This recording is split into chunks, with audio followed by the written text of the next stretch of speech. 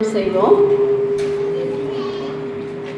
பாவியன் மீது ஏன் இந்த அன்பு ஒன்றும் புரியலையே, சித்தமின் மீது வைத்திட்ட பின்பும் வாழ தெரியலையே, இன்னும் வாழ தெரியலையே.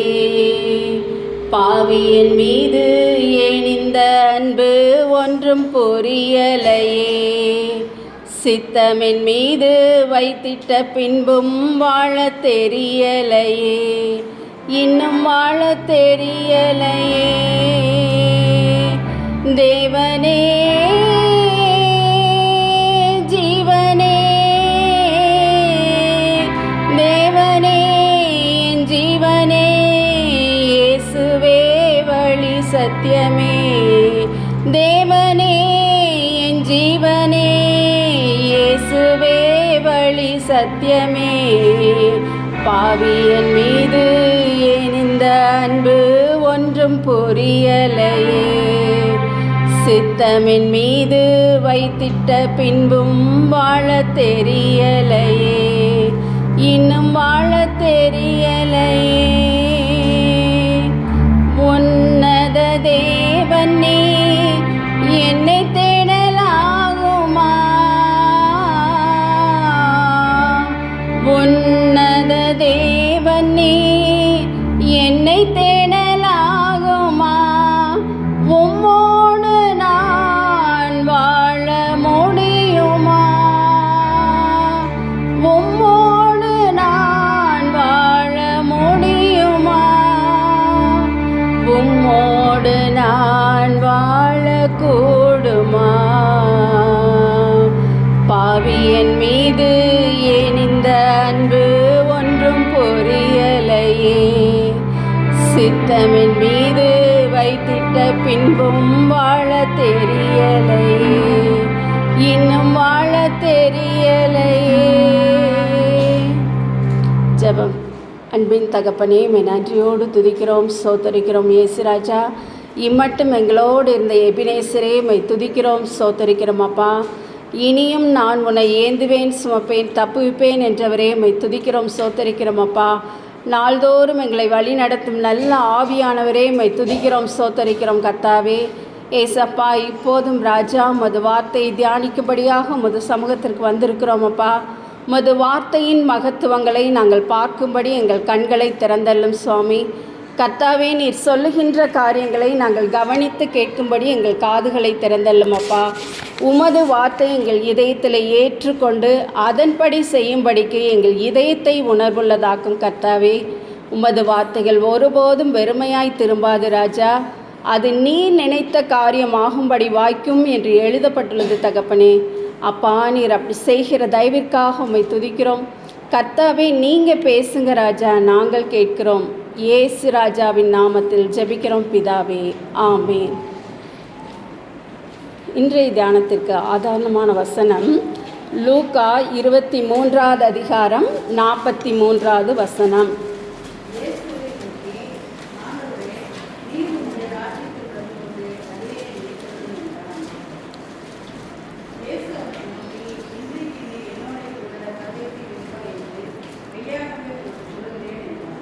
இன்றைக்கு நீ என்னுடனே கூட பரதீசில் இருப்பாய் என்று இயேசு வாக்கு பண்ணினார்.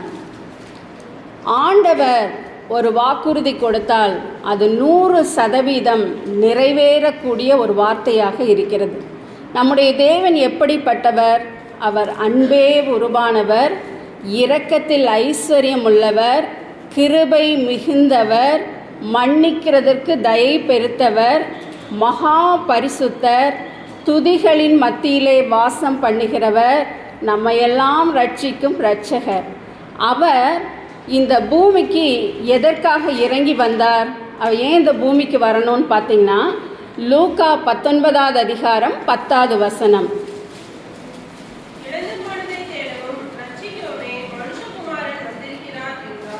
இழந்து போனதை தேடுவதற்காக தான் அவர் மனுஷகுமாரன் பூமிக்கு வந்தார். அவர் என்ன இழந்து போனார்? அவருக்கு எல்லாமே இருக்குது. அவர் என்ன இழந்தார் அப்படின்னு பார்த்தீங்கன்னா, ஆதியிலே நம்முடைய ஆதி பிதாக்களாகிய ஆதாமையும் ஏவாளையும் கர்த்தர் சிருஷ்டித்து அவர் பரதீசு எனப்பட்ட அந்த ஏதேன் தோட்டத்தில் வைத்துவிட்டு அவர் சென்ற போதெல்லாம் பார்த்திங்கன்னா அங்கே அவர்களோடு உறவாடி கொண்டு அவர்களோடு சந்தோஷமாக இருந்ததை நாம் பார்க்க முடிகிறது. இந்த ஜனங்களை எனக்கென்று ஏற்படுத்தினேன், இவர்கள் என் துதியை சொல்லி வருவார்கள் என்று ஆண்டவர் அவர்களை சிருஷ்டித்து அவரோடு உறவாடும்படியாக அவர்களை வைத்திருந்தார். ஆனால் பாருங்கள், சத்துருவாகிய சாத்தான் அவர்கள் தேவனோடு உறவாடாத படிக்கு அவரிடத்திலிருந்து பிரிக்கும்படியாக அவன் பொறாமை எண்ணம் கொண்டான். ஆண்டவரோடு ஜனங்கள் உறவாடுவதை அவனுக்கு பிடிக்கல. அதனால் பார்த்திங்கன்னா ஒரு பெரிய போராட்டம் நடக்குதுங்க. ஆவிக்குரிய ஒரு பெரிய அந்தகார போராட்டம் உண்டாகுது. அந்த இடத்துல பார்த்திங்கன்னா மனிதன் தவறி போகிறான்.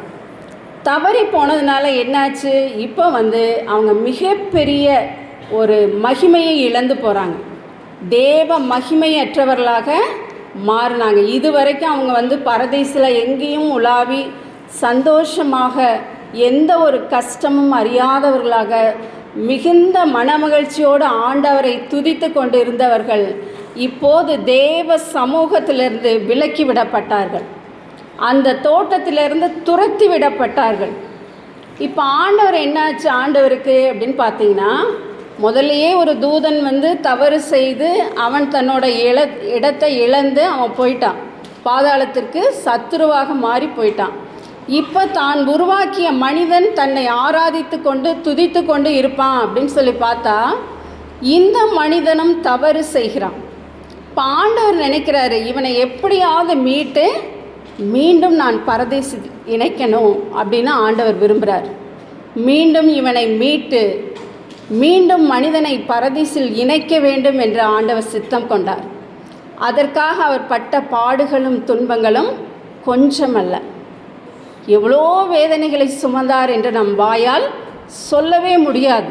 அத்தனை துன்பங்களையும் சகித்து கொண்டார். அவர் மகா பரிசுத்தர், துதிகளின் மத்தியில் வாசம் பண்ணினவர். அவங்க பாவிகளுக்கு மத்தியில் எப்படி உலாவ முடியும்? பாவிகளுக்கு மத்தியில் எப்படி வாழ முடியும்?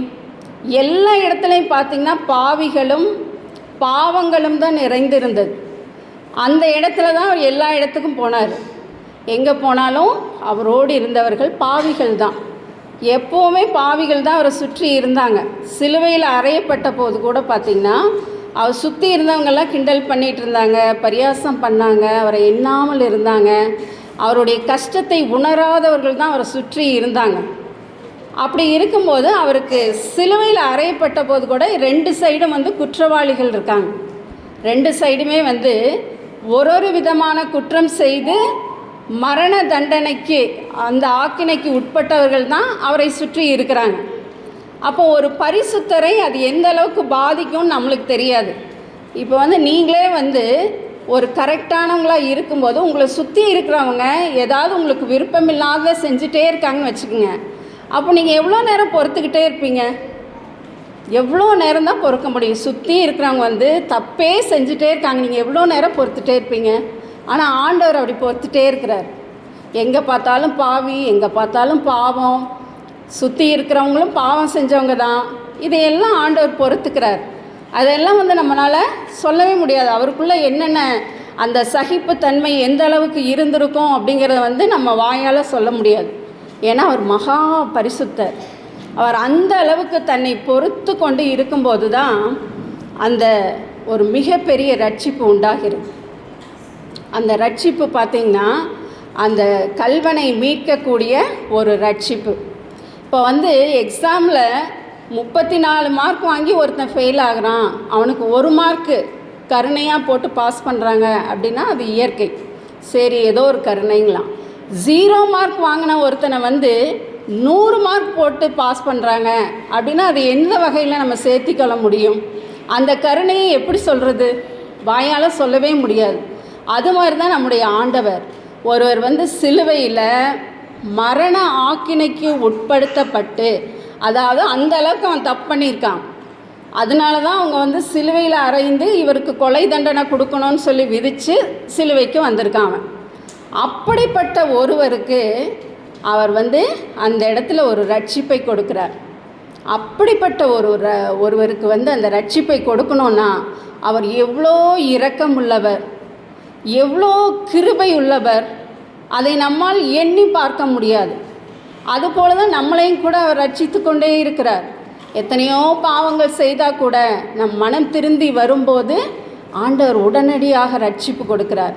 அவர் ரட்சிக்கும் இரட்சகர் அப்படிங்கிறத அந்த கல்வாரி மேடையில் சிலுவையில் செய்து காண்பித்தார். அவர் வந்து பேசின வார்த்தைகள் எல்லாம் சத்தியம்.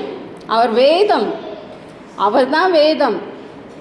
நானே வழியும் சத்தியமும் ஜீவனுமாய் இருக்கிறேன், அவர் தான் சத்தியம். அப்படி இருக்கும்போது அவர் வாழ்ந்து காண்பித்த வாழ்க்கை தான் வேதமாக இருக்கிறது. அவர் பேசின வார்த்தைகள் தான் வேதமாக இருக்கிறது. அப்படி இருக்கும்போது அவர் கல்வாரிங்கிற மேடையில் வந்து அந்த ரட்சிப்பை காண்பித்தார். நான் ரட்சிக்கும் இரட்சகர் என்பதை அநேகருக்கு முன்பதாக அவர் செய்து காண்பித்தார். அது எப்படிப்பட்ட ரட்சிப்பு, அது சொல்ல முடியாது. இப்படிப்பட்டவரை கூட அவரால் ரட்சிக்க முடியும் அப்படின்னு சொல்லி அவர் அதை ரட்சித்து காண்பித்தார். அவர் ஒரு ரட்சிக்கும் இரட்சகர் என்று காண்பித்தார்.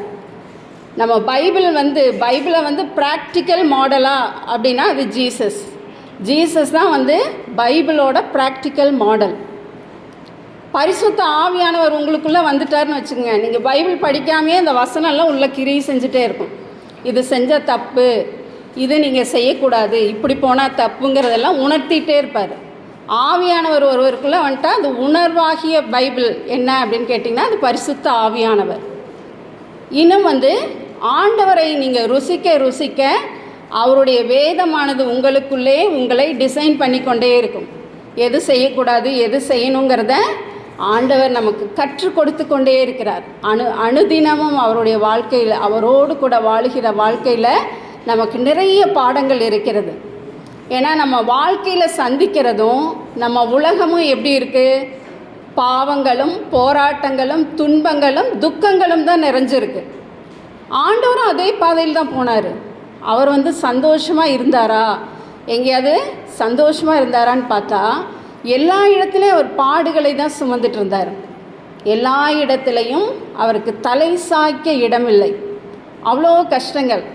பசிக்குதுன்னு ஒரு மரத்தில் கிட்ட போய் நின்னா அதில் பழங்கூட இல்லை. அந்த அளவுக்கு ஆண்டவர் வந்து மிகுந்த கஷ்டங்களை சுமந்து கொண்டு தான் ஊழியம் செய்தார். அவர் சாதாரணமாக செய்யலை. இத்தனை அற்புதங்கள் செஞ்சாரே, இத்தனை அதிசயங்களை செஞ்சார். அப்போ எத்தனை பேர் அவரை மேன்மைப்படுத்தி இருக்கலாம், எத்தனை பேர் அவர் தலைமையில வச்சு கொண்டாடி இருக்கலாம். அப்படி யாராவது செஞ்சாங்களா? அவர் காலத்தில் எதுவுமே செய்யலை.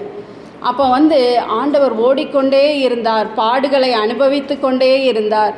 அதோடு அவர் ஊழியம் செய்து கொண்டே இருந்தார். ரட்சிக்கும் இரட்சகர். அவர் வாழ்க்கையவே வந்து நமக்கு எடுத்து காண்பித்து கொண்டே இருந்தார். வாழ்க்கை வேதமாக இருக்கிறது.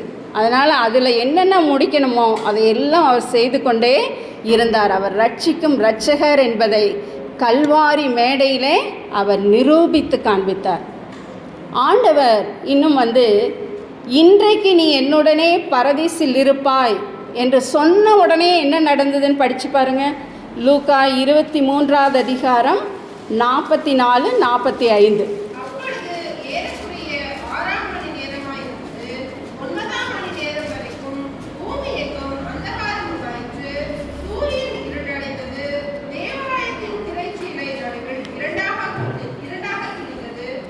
பாருங்க, ஏறக்குறைய 3 மணி நேரம் அந்தகாரம்.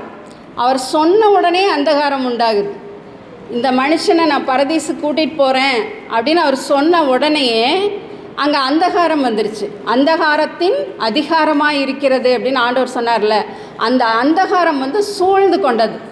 எதற்காக அப்படின்னு பார்த்தீங்கன்னா, முதலையே நான் தான் இவங்களை பிரித்து விட்டேன், இவங்களை பரதீசில் சேர விடாமல் இந்த மனிதனை நான் அழிஞ்சு போகணும், நான் தான் பிரித்து விட்டேன்னு சாத்தான் வந்து மீண்டுமாக இவர் இணைச்சிடக்கூடாது, மீண்டுமாக அந்த மனுஷன் உள்ளே நுழையக்கூடாதுன்னு சொல்லி ஆண்டவர்கிட்ட போராடுறான்.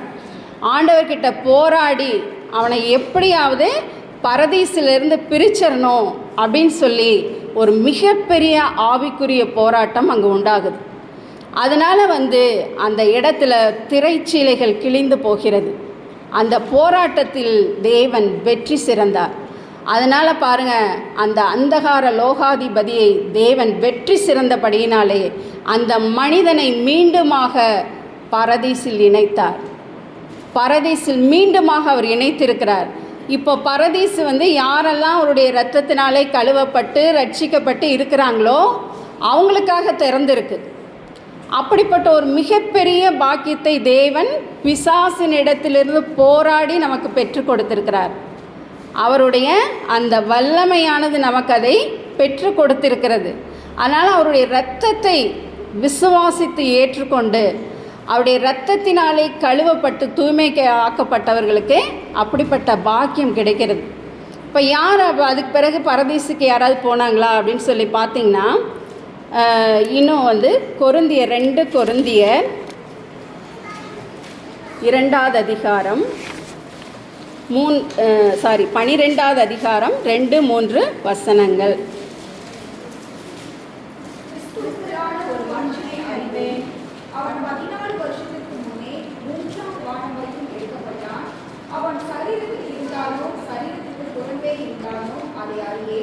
தேவன் அறிவார்.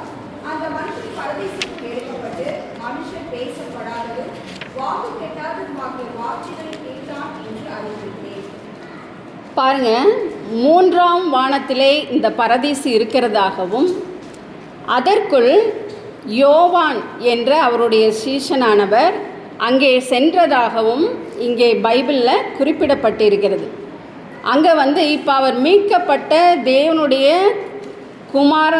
குமாரனாலே மீட்கப்பட்ட ஒருவர் பரதீசுக்குள் செல்ல முடியும் அப்படிங்கிறத இந்த வார்த்தைகள் நமக்கு தெளிவுபடுத்துது. யோவான் அங்கே போய் வாக்கு கடங்காத மனிதன் அறியப்படாத அத்தனை வார்த்தைகளையும் அவர் கேட்டார் அப்படின்னு எழுதப்பட்டிருக்கிறது. அப்போ அவர் என்ன கேட்டாரோ அதைத்தான் நமக்கு வெளிப்படுத்தின விசேஷத்தில் அவர் எழுதி வைத்திருக்கிறார். அப்போ பார்த்திங்கன்னா, இந்த ஒரு காரியம் பரதீசுக்குள் நுழைந்து அந்த தரிசனங்களை பெற்று அவர் திரும்பி பூமியிலே நமக்கு வார்த்தைகளை கொடுத்திருக்கிறார். அப்போ ஒரு மனுஷனால் தேவனுக்கு சித்தமானவைகளை செய்கிறவர்கள் நிச்சயமாய் பரதீசு திறந்திருக்கிறது, அதற்குள் பிரவேசிக்க முடியும் என்ற ஒரு மிகப்பெரிய காரியம் உண்டானது. அப்போது தேவன் நமக்காக படைத்த அந்த பரதீசுக்குள் நாமும் நுழைய முடியும். எப்படிப்பட்டவர்களுக்கு அவர் கொடுக்கிறார் என்றால், வெளிப்படுத்தின விசேஷம் 2வது அதிகாரம் 7வது வசனம்.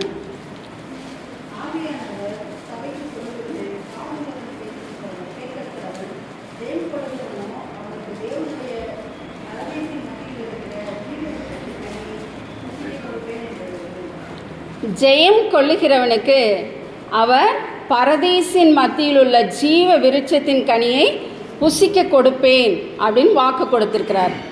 அதனால் யார் ஒருவர் இந்த பிசாசின் வல்லமைகளை ஜெயித்து அவன் கொடுக்கும் சோதனைகளை ஜெயித்து இறுதி பரியந்தம் கர்த்தருக்குள் நிலை நின்று இறுதி பரியந்தம் நிலைத்திருப்பவனே ரட்சிக்கப்படுவான் என்று ஆண்டவர் சொன்ன வார்த்தையின்படி நிற்கிறார்களோ அவர்களே ஜெயம் கொள்ளுகிறவர்கள். அந்த ஜெயம் கொள்ளுகிறவர்களுக்கு கர்த்தர் இந்த பரதீசின் மத்தியில் இருக்கக்கூடிய ஜீவ விருட்சத்தின் கனியை கொடுப்பேன் என்று வாக்கு பண்ணி இருக்கிறார். மனுஷன் அன்னைக்கு இழந்து போனான். இந்த கனியை புசித்து அவன் இன்னும் உயிரோடு இருக்கக்கூடாதுன்னு ஆண்டவரே விளக்கக்கூடிய காலம் இருந்தது. பாவம் பூமியிலே நிலை கொன்றக்கூடாது, அது மரணத்தின் மூலம் அழிக்கப்பட வேணும் அப்படிங்கிற ஒரே காரணத்துக்காக என்ன செஞ்சார், அந்த ஜீவ விருட்சத்தை அவர் அகற்றி போட்டார் மனிதனிடத்திலிருந்து. இப்போ ஜெயம் கொண்டு வருகிறவர்களுக்கு அந்த ஜீவ விருட்சத்தின் கனியை நான் கொடுப்பேன் என்று ஆண்டவர் வாக்கு பண்ணுகிறார். எப்படிப்பட்ட ஒரு பாக்கியத்தை தேவன் நமக்காக வைத்திருக்கிறார் பாருங்கள். இப்படிப்பட்ட பாக்கியத்தை அந்த கல்வன் பெற்றுக்கொள்ள அவன்கிட்ட என்ன குவாலிட்டி இருந்தது அப்படின்னு சொல்லி நம்ம கொஞ்சம் பார்க்கணும். அதே லூக்கா 23வது அதிகாரம் 39 முதல் 42 வரை.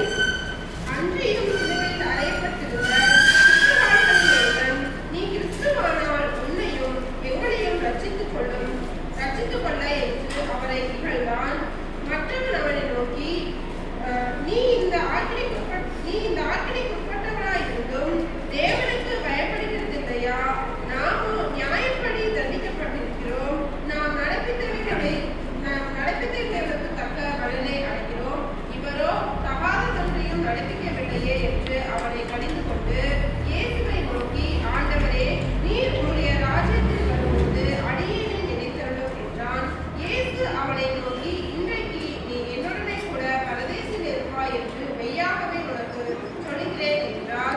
ஆமென்.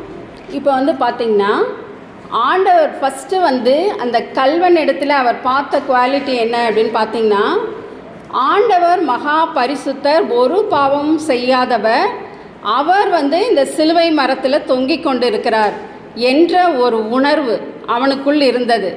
அந்த நேரத்தில் இன்னொரு கல்வன் என்ன செய்கிறான், நீ கிறிஸ்துவானால் உன்னையும் ரட்சித்துக்கொள் எங்களையும் ரட்சித்துக்கொள்னு சாகும் வரைக்கும் உணர்வே இல்லாமல் இருக்கிறாங்க ஜனங்க. மரண தண்டனை நீ வாங்கியிருக்க, நீ அடுத்தவங்களை பேசுகிறக்கு எப்படி நீ பேசுகிற அப்படிங்கிற ஒரு எண்ணம் கூட இல்லாமல், நம்ம இப்படி ஒருவரை பேசலாமா, அவர்கள் மனம் பாதிக்குங்கிற ஒரு எண்ணம் கூட இல்லாமல், பிறரை குறித்து அவர்களுக்கு கஷ்டம் இருக்குமேன்னு கூட உணராமல் அவன் கடைசி வரைக்கும் உணரவே இல்லை. அதனால் அவன் மரித்த உடனே பாதாளத்துக்கு போக வேண்டியதுதான், வேறு வழியே கிடையாது. அவனுடைய நியாய தீர்ப்பு அவனுடைய வார்த்தையினாலேயே அவனுக்கு உண்டானது. அவனும் பேசியிருக்கலாம்ல, ஆண்டவரே அடியனை நினைத்தரலும், அவனும் பேசியிருந்தானா அவனுக்கும் பரதீசு கிடச்சிருக்கும். 2 பேரும் பாவம் செஞ்சு தான் இங்கே வந்திருக்காங்க. ஆனால் பாருங்கள், அவன் பரலோக மேன்மையை தன்னுடைய வார்த்தையினாலேயே அவன் கெடுத்து போட்டான். ஆண்டவரை பரிகாசம் செய்து ஆண்டவரை துக்கப்படுத்தும் போது தான் இந்த கல்வனுடைய வாய் திறக்கிறது. ஏன்னா அவனுக்கு ஒரு உணர்வு எண்ணம் இருந்தது, நாம் பாவம் செய்து நியாயப்படி தண்டிக்கப்படுகிறோம், நாம் நடப்பித்ததுக்கு தக்க தண்டனை தான் நம்மளுக்கு கொடுத்துருக்காங்க. அப்படின்னா நான் பாவின்னு அவர் உணர்ந்துக்கிறாரு, நான் குற்றவாளி தான், நான் தப்பு செஞ்சேன், என்னுடைய தப்பு தான் அப்படின்னு அவர் ஃபஸ்ட்டு உணர்ந்துட்டார். 2வது, பிறரை அப்படி பேசுவதற்காக கடிந்து கொள்ளுகிறார். பிறரை அப்படி தகாத விதமாய் பேசக்கூடாது, அது அவரை பாதிக்கும் என்று அறிந்தவனாய் அவன் கடிந்து கொள்கிறான். கடிந்து கொண்டதோட அவன் என்ன செய்கிறான், ஆண்டவரை பார்த்து அடியானை நினைத்தருளும் என்று ஜெபம் பண்ணுறான். ஆண்டவருடைய ராஜ்யத்தை அவன் விசுவாசிக்கிறான். அவருடைய ராஜ்யம் என்று ஒன்று இருக்குது, அது வரும், அதில் நாம் எங்கே போய் இருப்போம், எல்லா யோசனையும் அவனுக்கு இருக்குது. அதனால் அந்த விசுவாசித்ததுனால ஆண்டவர்கிட்ட கேட்குறான், ஆண்டவரே உமது ராஜ்யத்தில் அடியேனை நினைத்தருளும் என்ற அந்த ஒரு ஜெபம் பாருங்கள், அவனை பரதீசுக்கு நேராய், மரித்ததும் பாதாளத்துக்கு போக வேண்டிய அவனை ஆண்டவர் தூக்கி எடுத்து பரதீசில் சேர்த்தார். எப்படிப்பட்ட ஒரு அற்புதமான ஜெபம் பாருங்கள். உலகத்திலேயே மிகப்பெரிய வேல்யூவபிளான ஜெபம் இந்த ஜெபந்தான். அவனுடைய அந்த எண்ணத்தினாலும் அந்த ஜெபத்தினாலும் அந்த பரதீசை சுதந்தரித்து கொண்டான். ஏன்னா இவர் பரலோக ராஜா தான் பக்கத்திலே இருக்கிறாரு, நீதியுள்ள நியாயாதிபதி தான் பக்கத்திலே இருக்கிறாரு, நம்மை ரட்சிக்கும் இரட்சகர் தான் பக்கத்திலே இருக்கிறாருன்னு அவனாவது உணர்ந்து கொண்டான். அத்தனை பேர் அவரை சுற்றி இருந்தவர்கள் உணராத போது அந்த கல்வனுக்கு அந்த உணர்வு இருந்தது. பாருங்கள், நம்மளை எல்லாருமே தப்பாகவே புரிஞ்சிட்ருக்காங்கன்னு வச்சுக்கோங்க. நீங்கள் நல்லதே செய்கிறீங்க, எப்போவுமே அந்த நல்லதை கூட தப்பாக தான் பார்க்க தெரியும் அப்படின்னு பார்க்குறவங்களாம் இருக்கிறாங்க. ஏன்னா சத்துரு அப்படி தூண்டி விடுறான். அப்போ நல்லதையெல்லாம் கெட்டதாக பார்த்து பார்த்து பார்த்து அவங்க மேலே ஒரு நல்ல எண்ணமே வராது. இதெல்லாம் சாத்தான் செய்கிற வேலைன்னு நல்லா நம்ம புரிஞ்சுக்கணும். இங்கே அப்படி தான் நடந்தது கல்வன்கிட்ட. அப்போது இவனுக்கு ஒரு உணர்வு, ஆண்டவர் உண்மையானதை செய்கிறவரை அவன் இப்படி சொல்லுகிறானே என்ற அந்த ஒரு உணர்வு. அப்போ இதில் இருந்து தான் அவன் எப்படி ஒரு மிகப்பெரிய பாக்கியத்தை சுதந்தரித்து கொண்டான். நம்முடைய நிலையை நாம் உணரணும். நாம் யார், நம்ம என்ன தப்பு செஞ்சோம், நம்முடைய உத்திரத்தை நாம் உணர்கிறவர்களாக இருக்கணும். 2வது, ஆண்டவரை நாம் எந்த இடத்துல நிறுத்தி இருக்கிறோம், நம் பக்கத்தில் இருக்கும் இரட்சகரை அவருடைய இரத்தத்தை சுதந்தரித்து கொண்டோமா, அதிலிருந்து பாவ மன்னிப்பை பெற்றுக்கொண்டோமா, அந்த பரதீசு பாக்கியத்தை நாம் பெற்றுக்கொள்ள முடியுமா என்பதை ஒவ்வொரு ஆத்துமாவும் தனக்குள்ளே ஆராயப்பட வேண்டும். இதுக்கு தான் ஆண்டவர் கல்வாரியில் சொன்ன ஒவ்வொரு வார்த்தைகளும் ஒவ்வொரு மகத்துவம் உள்ளது. எப்படி ஆண்டவருடைய வார்த்தைகள் விதைக்கிறவனுக்கு விதையாக செயல்படும், புசிக்கிறவனுக்கு ஆகாரமாக செயல்படும். நீ என்ன தேவையில் இருக்கியோ அந்த தேவைக்கு ஏற்றபடி செயல்படும். எப்படி கரண்ட்டு நீங்கள் ஏசி போட்டிங்கன்னா அதில் சில்லுன்னு செயல்படும், அடுப்பில் கரண்ட் வச்சிங்கன்னா அது ஹீட்டாக செயல்படும். அந்த மாதிரி ஆண்டவருடைய வார்த்தைகள் அவரவருக்கு தகுந்தபடி செயல்படக்கூடியது. அப்போ இந்த வார்த்தையின் மகத்துவம் என்ன அப்படின்னு பார்த்திங்கன்னா, ஆண்டவர் நம்மையும் பரதீசில் இணைக்க அவர் காத்திருக்கிறார். ரட்சிக்கும் இரட்சகர் நம் அருகே இருக்கிறார். அவர் சிலுவையில் தொங்கினவராக நம் அருகிலே இருக்கிறார். அந்த ரட்சிப்பை நாம் சுதந்தரித்து கொள்ளணும். அந்த பரதேசு பாக்கியத்தை நாம் சுதந்தரித்து கொள்ளணும். இதைத்தான் ஆண்டவர் நம்மிடத்தில் விரும்புகிறார். ஆண்டவர் இதைத்தான் நம்மிடத்தில் எதிர்பார்த்து கொண்டு இருக்கிறார். நீங்கள் நினைக்கலாம், இன்றைக்கு ஆண்டவர் இன்றைக்கு நீ என்னுடனே பரதீசில் இருப்பாய் என்று சொன்னபோது உங்களுக்குள்ளே ஒரு கேள்வி வந்திருக்கலாம். ஆண்டவர் மரித்து பாதாளத்துக்கு இறங்கி 3ஆம் நாள் மரித்தோர் இடத்திலிருந்து உயிர்த்தெழுந்தார் நம்ம விசுவாச அறிக்கை சொல்லுகிறோமே, அவர் பரதீசுக்கு போனாரா பாதாளத்திற்கு போனாரா அப்படின்னு ஒரு கேள்வி வந்திருக்கலாம். ஆனால் ஒரு பரலோக தரிசனங்கள் என்ற புத்தகத்தில் ஒரு பரிசுத்தவான் எழுதி வச்சிருக்கார்.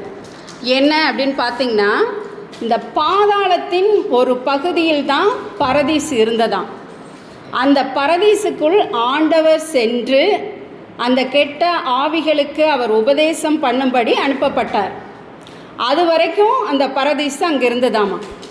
அதன் பிறகு அந்த பரதீசு 3ஆம் வானத்திற்கு எடுத்துக்கொள்ளப்பட்டது அப்படின்னு அந்த புத்தகத்தில் எழுதியிருக்கார். அப்போ ஆண்டவர் சென்றது பரதீசிலிருந்து பாதாளத்தில் இருக்கிறவருக்கு அவர் பிரசங்கம் பண்ணினார்.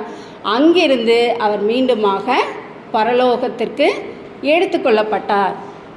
அப்போ ஆண்டவர் இப்படிப்பட்ட மகத்துவம் உள்ள தெய்வம். அவரை யாராலும் ஒருத்தனை கூட நம்ம மற்றவர்களை ரட்சிக்க முடியாதபடிக்கு சத்துரு எந்த கிரியையும் செய்ய முடியாது. அவர் ரட்சிக்கும் இரட்சகர் நம்மோடு கூட இருக்கிறார். சத்துருவின் எல்லா கிரியைகளையும் அவர் அழித்து விட்டார். அவர் சிலுவையிலே வெற்றி சிறந்து நம்மை பரதேசில் சேர்க்க அவர் வல்லமையுள்ளவராக இருக்கிறார். அதை நாம் ஏற்றுக்கொண்டு அவரை இறுக பிடித்து கொள்வோம். கர்த்தர் நம்மை பரதேசில் இணைப்பார். கர்த்தர் தாமே இந்த வார்த்தைகளை ஆசீர்வதிப்பாராக. ஜெபம் செய்வோம்.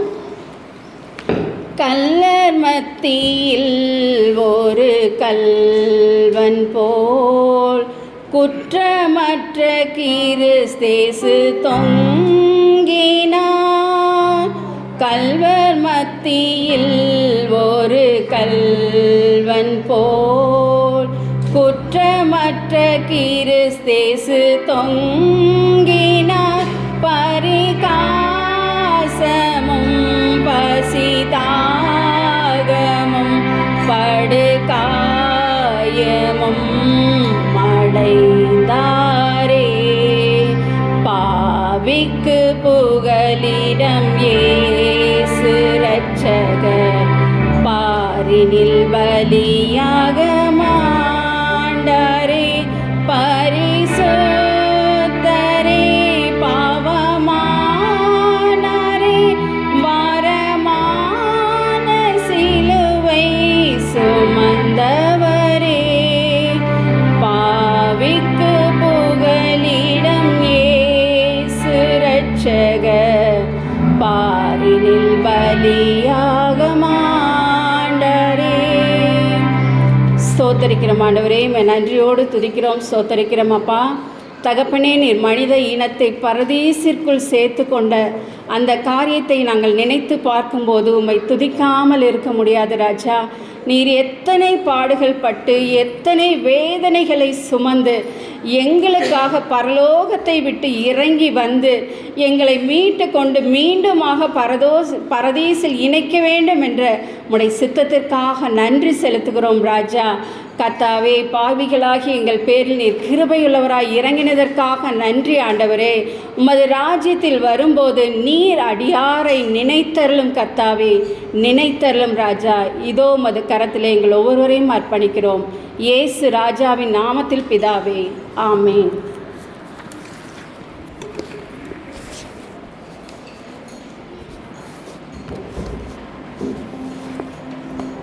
இயேசு வந்து